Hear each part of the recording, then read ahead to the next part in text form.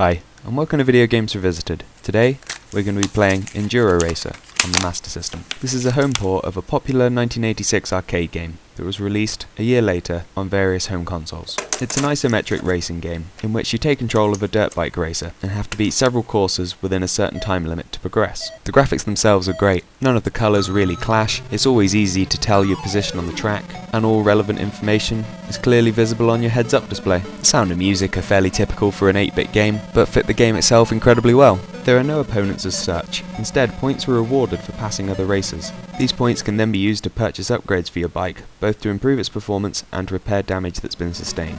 There are also many different obstacles that litter the course, and if you come into contact with these, they'll either throw you off your bike or simply slow you down, but whatever the case, they'll cause damage to the bike, and if your bike sustains a significant amount of damage, it will cause the timer to run down twice as fast, meaning completing the level becomes increasingly harder. However, the key to completing courses is the successful execution of jumps, which is not done by simply driving up to the ramp and passing over it. Instead, by pressing backwards on the D-pad, the racer will pull a wheelie, so that your bike is in an optimum position on the ramp. Once this point has been reached, you simply release back on the D-pad, so the front wheel comes down to get maximum speed off the jump. And once you've landed, your speed is sustained, meaning you can carry on racing. The game takes place over 5 different courses: the country track, the ruins, the red desert, the marshland, and the mountain track.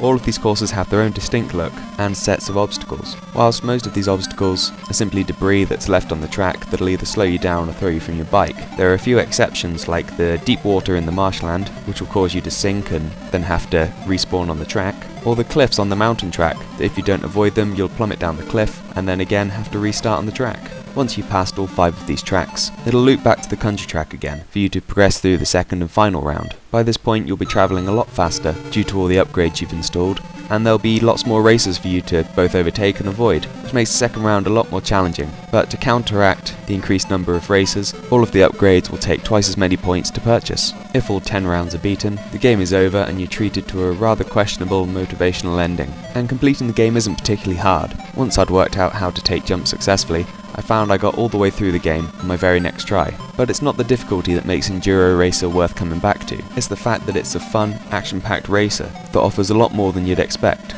As pulling off a near-perfect run while avoiding obstacles, passing drivers, and taking a series of prolonged, fast jumps through the air, thanks to your hard-earned upgrades on your bike, really is genuinely fun. And even now, over 20 years down the line, it's easy to appreciate what an exciting, well-balanced, and addictive racer Sega's Enduro Racer really is. But that's about it for now.